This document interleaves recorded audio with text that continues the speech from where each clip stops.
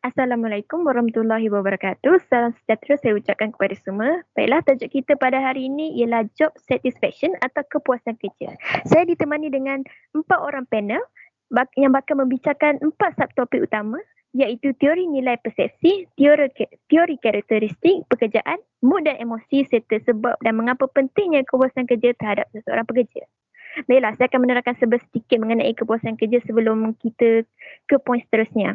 Kepuasan kerja atau job satisfaction adalah keadaan emosi yang menyenangkan disebabkan oleh penilaian pengalaman atau pekerjaan seseorang.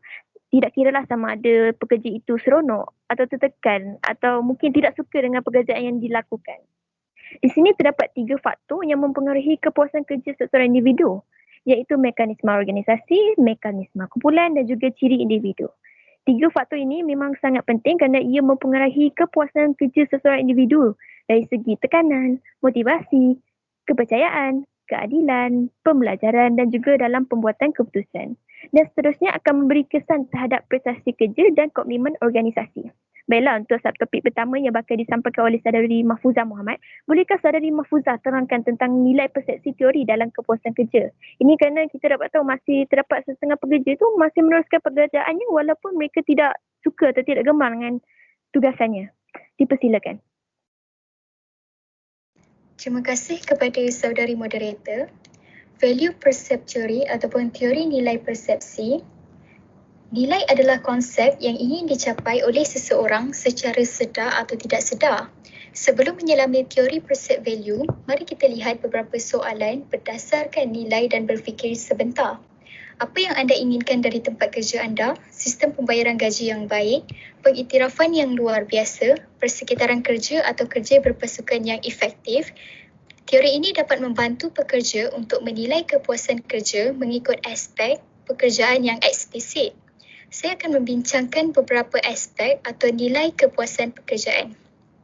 Okay, next slide. Okay, jenis-jenis kepuasan kerja. Okay, yang pertama ialah pay satisfaction.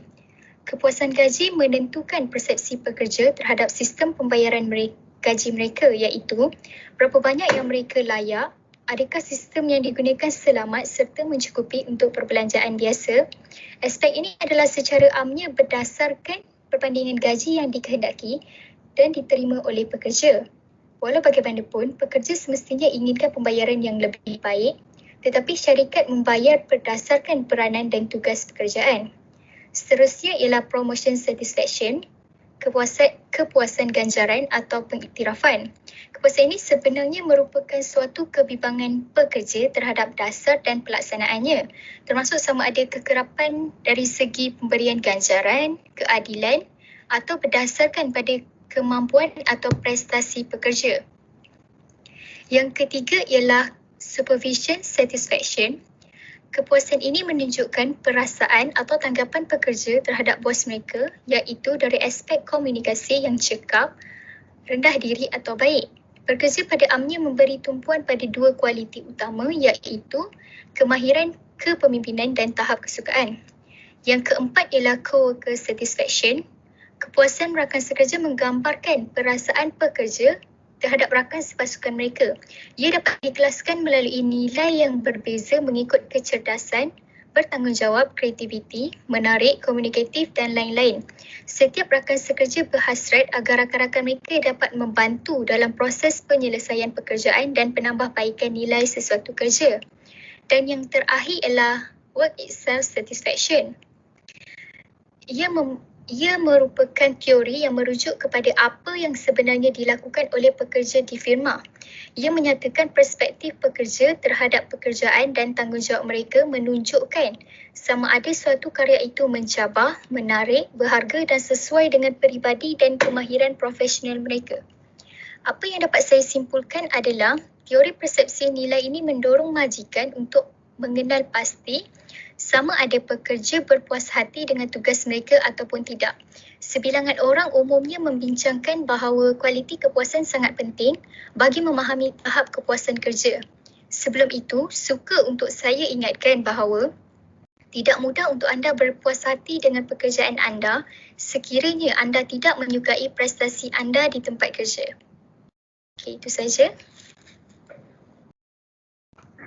Okey, sebentar tadi Saudari Mahfuzah ada menyatakan tentang jenis-jenis kepuasan kerja. Okey, tujuan kita bekerja adalah kerana wang dan pendapatan untuk menampung kehidupan. Saya ingin mengajukan soalan kepada Saudari Bakis. Bagaimanakah cara untuk memastikan pekerja berpuas hati dengan sistem penggajian oleh majikan? Terima kasih kepada saudari moderator. Bagi menjawab pertanyaan saudari, pelaksanaan sistem upah yang dikaitkan dengan produktiviti PLWS akan memberi faedah kepada majikan dan pekerja di mana PLWS akan menawarkan struktur gaji yang lebih fleksibel yang berupaya mendepani ketidaktentuan ekonomi. PLWS ini terdiri daripada komponen tetap seperti gaji pokok, kenaikan gaji tahunan dan bonus, manakala komponen berubah merujuk kepada kadar per unit, insentif kedatangan dan caj perkhidmatan. Usaha Kementerian Sumber Manusia dan Perbadanan Produktiviti Malaysia (MPC) dalam melaksanakan program latihan yang bertujuan untuk pemberian upah berkait rapat dengan tahap produktiviti dan akan melahirkan pekerja berkemahiran yang lebih produktif serta memperoleh upah lebih tinggi. Sahaja. Okey, terima kasih atas penerangan sebentar tadi. Okey, baiklah. Sebentar tadi merupakan penerangan mengenai nilai persepsi teori. Bagaimana pula dengan teori karakteristik pekerjaan? Kita sedia maklum setiap individu ini memiliki personaliti dan cara yang berbeza dalam melakukan suatu tugas. Ada yang tegas, ada yang last minute kerja, ada juga yang sangat teratur dalam buat kerja. Dari persepsi saudari Dini sendiri, adakah teori ini dapat membuahkan hasil yang positif terhadap kualiti dan nilai pembayaran gaji? Terima kasih diucapkan kepada saudari moderator. Sebelum saya mengupas dengan lebih lanjut berkenaan teori karakteristik pekerjaan, kita kena faham dulu apa itu teori karakteristik pekerjaan. Ia merupakan satu pendekatan dalam merancang pekerjaan dengan cara bagaimana seorang karyawan menilai tugas pekerjaan sehingga mencapai hasil kerja yang memuaskan. Terdapat 3 proses utama iaitu dimensi-dimensi pembelajaran inti, di mana karakteristik umum yang ditemukan pada pelbagai tahap pekerjaan.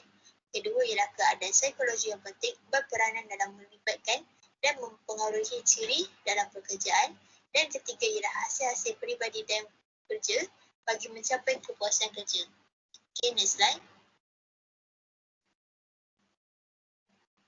Berdasarkan kepada model teori karakteristik pekerjaan, pada bahagian dimensi ciri kepelbagaian kemahiran di mana merujuk kepada sejauh mana sesebuah pekerjaan memerlukan pelbagai kemahiran maupun bakat yang lebih kompleks yang akan dimiliki serta memberi peluang lebih besar dalam sesuatu bidang.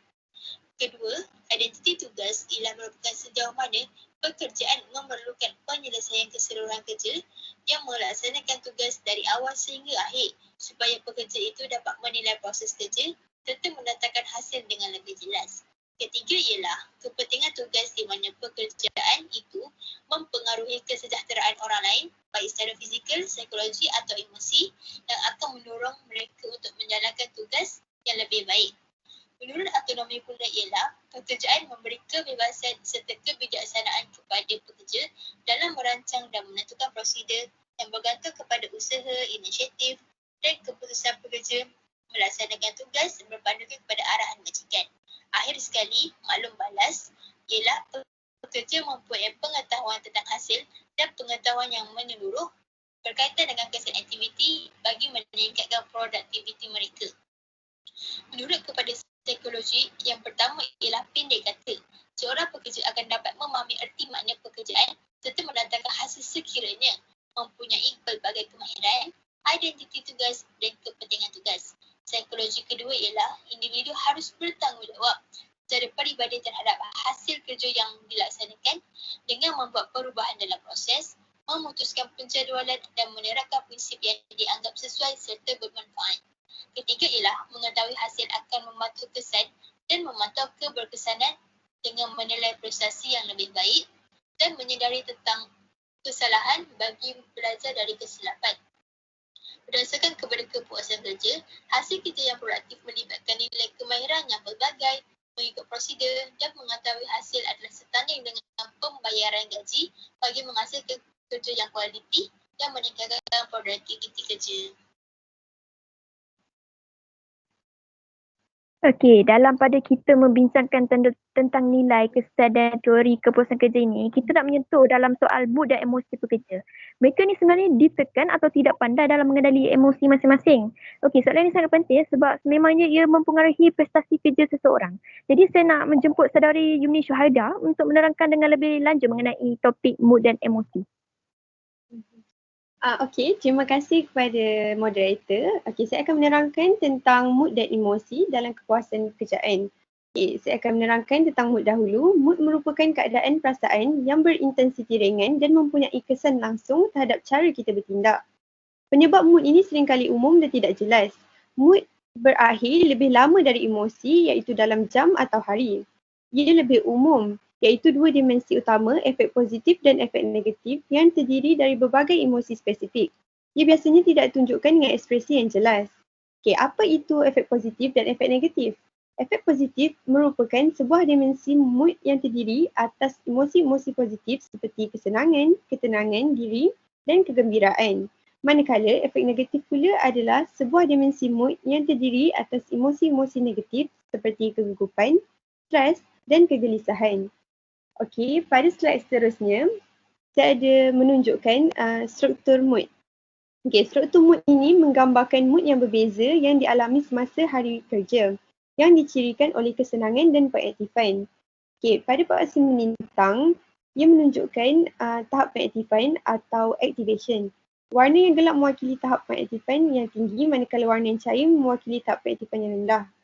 Manakala pada fase mendatar, ia menunjukkan tahap kesenangan atau pleasantness. Warna hijau mewakili mood yang menyenangkan, manakala warna merah mewakili mood yang tidak menyenangkan.